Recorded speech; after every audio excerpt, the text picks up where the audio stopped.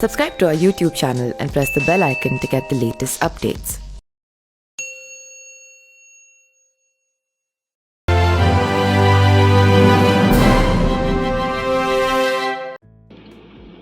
नमस्कार, मेरा नाम पिंटू सिंह यादव है और आप देखना शुरू कर चुके हैं न्यूज लाइव। दोस्तों, जमुई के सांसद और लोक जनशक्ति पार्टी के सुप्रीमो रामविलास पासवान के पुत्र चिराग पासवान मंगलवार को इशारों में चुनाव लड़ने को लेकर अपनी स्थिति स्पष्ट कर दी।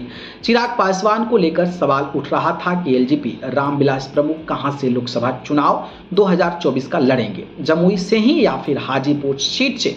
इस पर चिराग पासवान ने कहा कि चुनाव लड़ने का फैसला पार्टी लेती है। उन्होंने कहा कि 2014 में वे एक नेता के रूप में जमुई पहुंचे थे, लेकिन 2019 से 2024 के दौरान उनकी भूमिका एक बेटे के रूप में हो गई है। उन्होंने कहा कि आने वाले समय में राष्ट्रीय नेताओं का निर्णय सर्वोपरि होगा। राष्ट्रीय नेता जहां से भी कहेंगे वहां से वो चुनाव लड़ेंगे। जमुई से हमेशा नाता जुड़ा रहेगा।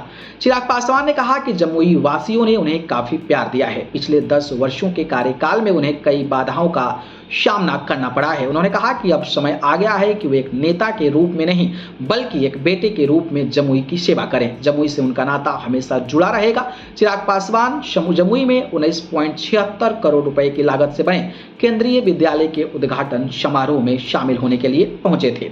चिराग ने केंद्रीय विद्यालय किया जमुई की जनता को समर्पित। जमुई सांसद चिराग ने कहा कि मुझे खुशी है कि जमुई के लोगों की वर्षों से लंबित मांग पूरी करने का सौभाग्य मुझे मिला है। मैंने ही केंद्रीय विद्यालय का शिलान्यास किया था और आज मुझे ही जमुई की जनता को समर्पित करने का अवसर मिला है और यह संभव भी आप सभी के आशीर्वाद से ही हो सका है। अब जमुई के बच्चों को आधुनिक और गुणवत्तापूर्ण शिक्षा उनके शहर में ही मिल सकेगी। जमुई के विकास और यहाँ के बच्चों का भविष्य संवारने के लिए मैं आजीवन प्रयत्नशील रहने को संकल्पित हूँ। लेकिन जिस तरीके से चिराग पासवान लगातार हाजीपुर सीट को लेकर दावा कर रहे थे, इस कड़ी में जमुई भी पहुंचते हैं, शिलान्यास भी करते हैं और फिर कहते हैं कि शीर्ष नेतृत्व जिस तरीके से तय करेगा उसको देखकर आपको क्या लगता है? क्या जमुई से ही एक बार फिर से चिराग पासवान चुनावी मैदान में होंगे? इस पर अपनी प्रतिक्रिया बताइए। धन्यवाद।